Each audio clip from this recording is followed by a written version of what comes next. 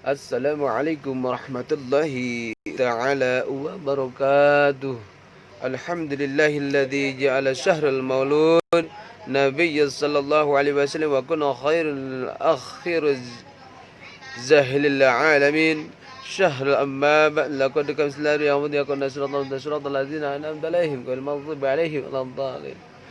Alhamdulillahil wahibil atiyah wassalatu wassalamu ala khairil bariyah wa ala alihi wan nahab sabil ar-rasyad wal hidayah. Amma ba'du, faqala ta'ala fi ayatil Qur'anil Karim wa huwa asdaqul qailin. A'udzubillahil alim minasyaitonir rajim.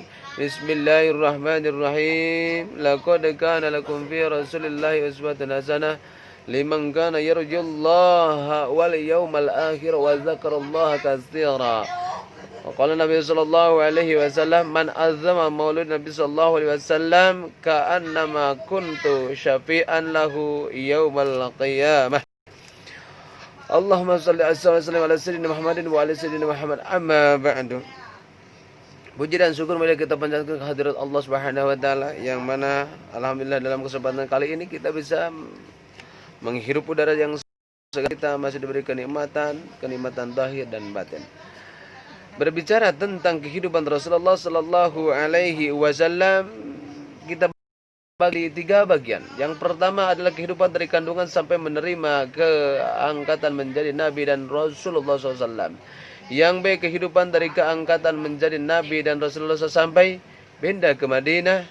Yang ketiga, kehidupan dari kepindahan dari Mekah ke Madinah sampai wafatnya. Oke, kita bahas satu persatu. Kehidupan Nabi Muhammad SAW dari kandungan sampai menerima keangkatan menjadi Nabi dan Rasul. Satu, Rasulullah SAW, beliau tuanku Muhammad bin Abdullah bin Abdul Muttalib bin Hasim bin Abdul Manaf bin Qusay bin Kilab bin Murrah bin Ka'ab bin Lu'ay bin Ghalib bin Fihr bin Malik bin An-Nadar bin Kinanah bin Khuzaimah bin Mudrikah, Ilyas bin Mudar bin Nizar bin Ma'ad bin Adnan. Ini adalah nasab Rasulullah SAW. Dari ayah nasabnya, dari arah ibu yaitu Rasulullah SAW, Aminah binti Wahab bin Abdul Manaf bin Zuhrah bin Kilab. Jadi ya Rasulullah SAW, Abdullah dengan ibunya Aminah bertemu pada Kilab. Hadirin yang berbahagia. Yang ketiga, Abdullah, ayah Rasulullah SAW, putra yang sangat dicintai, dan ketika beliau sampai umur 18 tahun dinikahi dengan Aminah binti Wahab, lalu dia mengandung Rasulullah SAW. Kemudian Abdullah tidak lama meninggal dunia di Madinah dan dimakamkan di sana pula. Dalam perjalanan pulangnya dari Gaza, negeri Syam, ketika itu Rasulullah SAW dalam kandungan ibunya 2 bulan atau sesudah lahir 2 bulan. Rasulullah SAW lahir di waktu menjelang fajar sebuah hari Senin, tanggal 12 Rabiul Awal tahun Gajah yang bertepatan dengan tanggal 20 April tahun 571 Masehi. Di zaman Raja Persia Kisra Anushirwan yang adil. Tahun lahir Rasulullah SAW disebut tahun Gajah lantaran menjelang lahir Rasulullah SAW beberapa minggu lalu Gubernur Negus Raja Abyssinia Abraha bin Al-Yazram yang membangun gereja besar lagi indah di sana.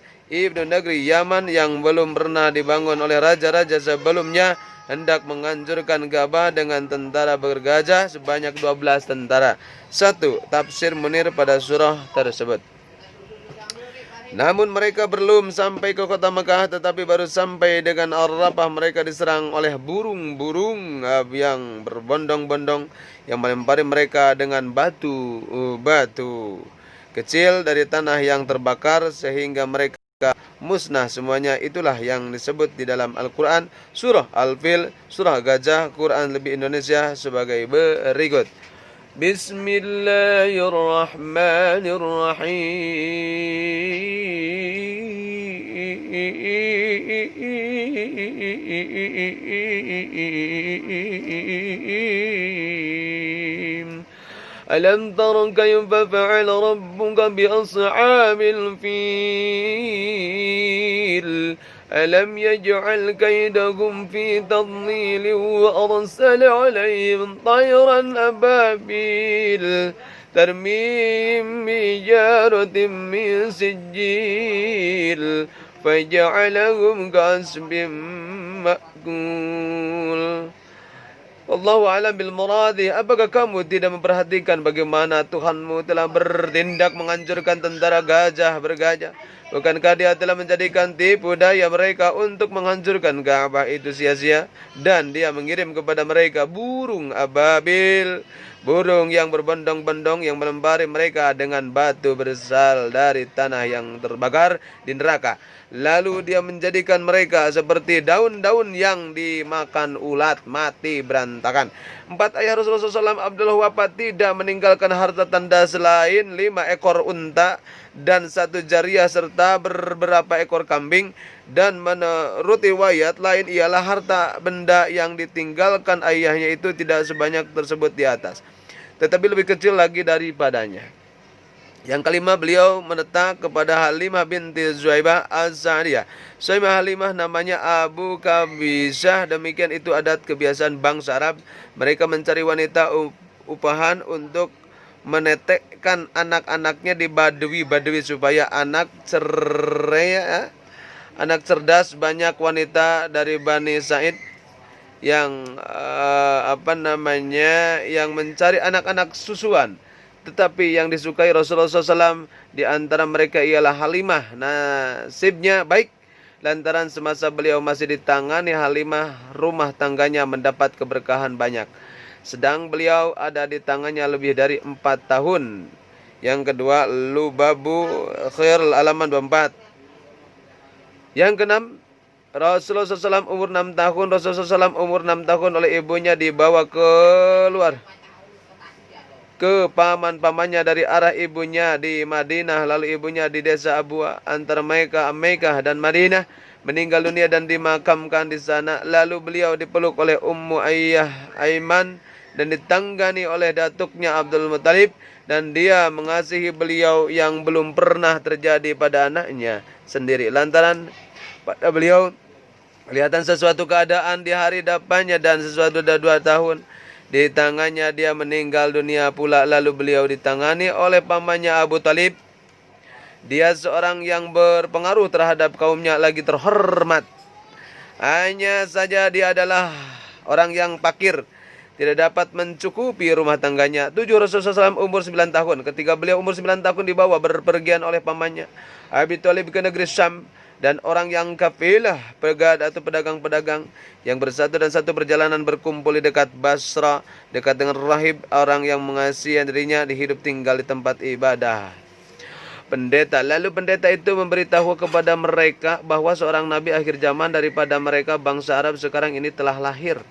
Sebagaimana dia mengenal tentang hal itu tersebut di kitab-kitab suci mereka. Tetapi mereka kafilah menjawab kepada pendeta tersebut bahwa nabi yang dikatakannya itu sekarang ini belum lahir.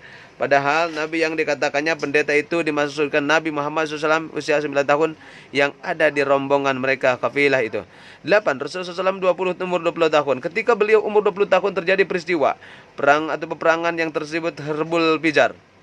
Harbul Fijar yaitu peperangan di antara kaum Quraisy serta kaum yang ada di bawah perlindungan, dan di antara kaum Qais serta kaum yang ada di bawah perlindungan pula terjadi peperangan di suatu tempat di antara mereka dan Taif yang di antara Mekah dan Taif yang disebut Nakhlah. Kemenangan ada di pihak kaum Quraisy, kaulah tidak ada perdamaian. 9. Rasulullah SAW umur 25 tahun beliau pergi ke negeri Syam yang kedua kalinya dengan membawa dagangan kepunyaan Ibu Khadijah sebagai komisioner. Ibu Khadijah dalam hal yang demikian ini sudah menjadi kebiasaan dalam dunia ekonominya.